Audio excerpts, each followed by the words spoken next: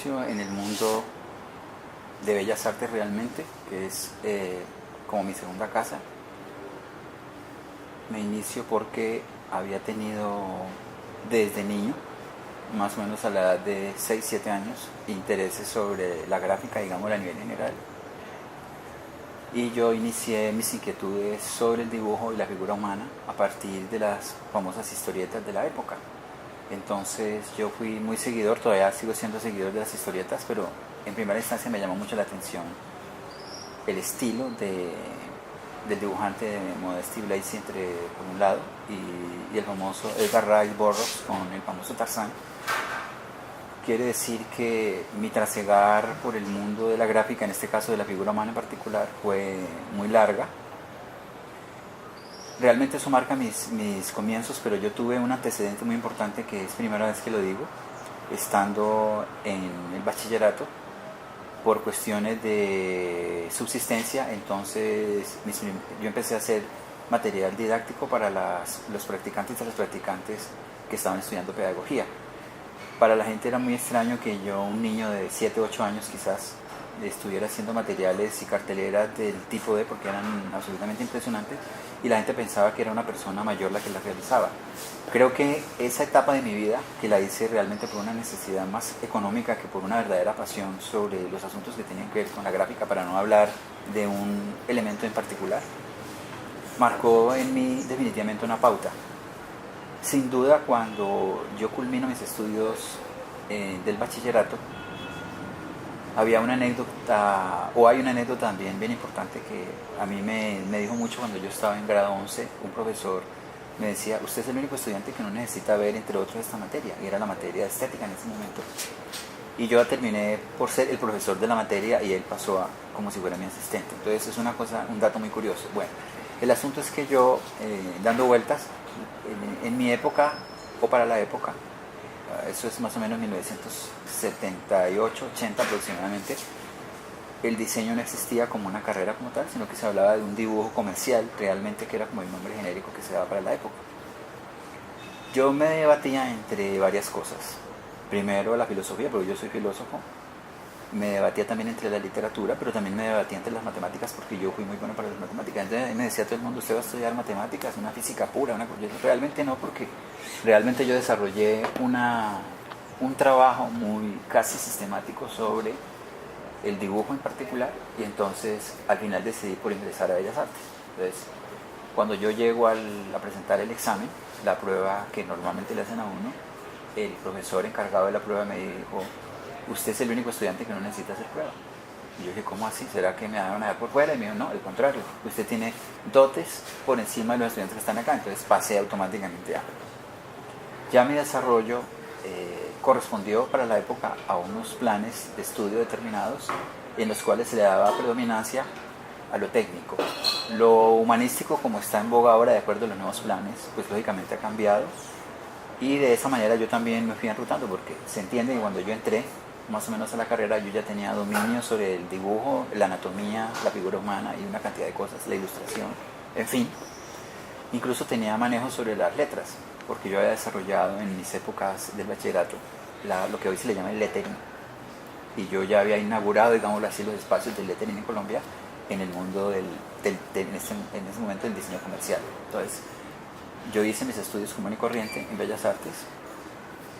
A mí me tocó homologar mi título, porque mi título tenía otra denominancia, lógicamente, que está en correspondencia con el grado que se da en ese momento, y tocó hacer un aparataje en registro académico para que mi título quedara homologado a lo que se llamaba el diseño gráfico. Bueno, yo, estando como estudiante, empiezo a hacer mis primeros trabajos ya a nivel oficial de diseño gráfico a nivel de Colombia. Entonces empecé a ser muy conocido en el mundo de la ilustración, y mis trabajos de ilustración pues fueron bastante reconocidos. Yo trabajé en 2 agencias de publicidad, para no decir los nombres porque no me conviene, y allí realmente fue un mundo de un aprendizaje bastante amplio.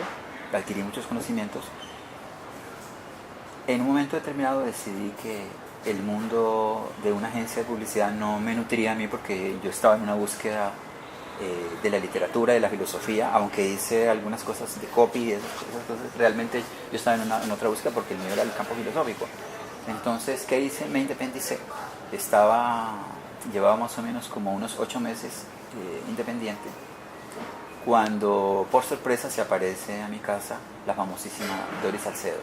La gran Doris Salcedo, la gran escultora y artista plástica de Colombia, renombrada y con todos los premios habidos y por haber. Sin yo conocerla a ella, teniendo un conocimiento muy incipiente de ella, y sin ella conocerme a mí realmente, ella lo que hizo fue llegar a mi casa, vio una cantidad de trabajos y dijo, ¿qué es esto? Yo me quedé impresionado y dije, pero que esta señora como que me desacralizó seguramente con todo lo que me dijo. No, al contrario, usted es una maravilla, pero necesito ya en Bellas Artes como profesor. Ella vio mis trabajos y quedó absolutamente impresionada y me dijo, usted está perdiendo su tiempo aquí en su casa, véngase de una vez a Bellas Artes y el espacio es suyo. Entonces a los 2 días quizás, mientras yo organizaba mis cosas, me vine para Bellas Artes y encontré un espacio impresionante, porque curiosamente yo soñaba desde niño con ser docente, porque yo vengo de una tradición de docentes. Mi mamá fue docente 33 años, en fin, hermanos, primos, tías, hemos sido docentes digámoslo así, casi por naturaleza. Entonces yo ya ingresé y justamente cuando yo me enfrento a la primera clase, era una clase de anatomía, precisamente. Yo empecé con las clases de anatomía, figura humana, dibujo e ilustración, que fueron las básicas. Y yo realmente cuando empecé con la parte pedagógica me di cuenta que tenía un potencial enorme para la docencia, y la gente incluso me pensaba que yo llevaba mucho tiempo en la práctica de la docencia y realmente apenas estaba dando mis primeros pasos. Porque realmente yo me inicié en la pedagogía cuando estaba en grado 9 para hoy, en el bachillerato. Fue cuando tuve las primeras experiencias que empecé a hacer una especie de prácticas para gente, en ese momento no sé decía adultos mayores, pero en ese momento me tocó hacer ese trabajo de esa manera. Y entonces ahí me fui afianzando, ya empecé a estudiar, a prepararme, lógicamente, porque no podía quedar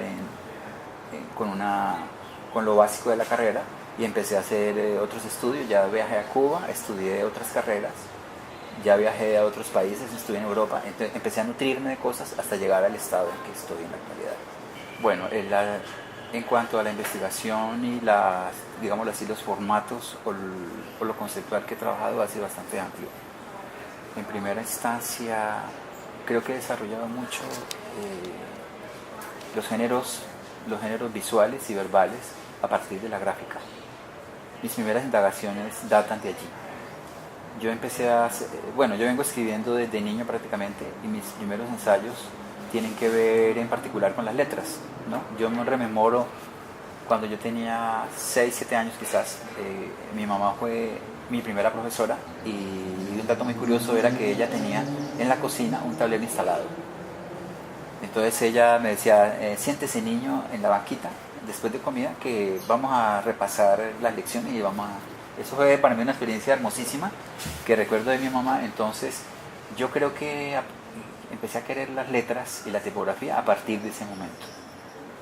Y todo eso quedó en mi inconsciente, lo empecé a desarrollar hasta que yo, como les dije ahora, empecé a desarrollar un trabajo sobre el lettering, como se llama hoy. Antiguamente se llamaba caligrafía.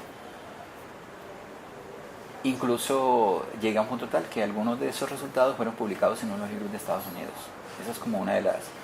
Pero realmente las indagaciones que yo he hecho a partir de toda esa práctica que hice en los salones de clases, desde los talleres, fue hacer unas reflexiones sobre la ilustración y cómo en particular el campo filosófico y el campo literario tienen que ver mucho, no solamente desde el punto de vista humanístico, sino cómo nutre las otras áreas. Entonces mis indagaciones han partido desde ese principio.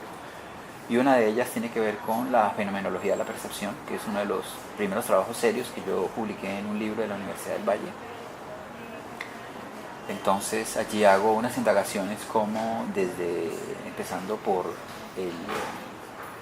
el cerebro como tal, y cómo células y neuronas de alguna manera entran y sirven para que eso que se llama realidad sirva para que nosotros de alguna manera lo representemos y abstraigamos de allí todas esas experiencias de la realidad para convertirlas en algo perceptible y sensible.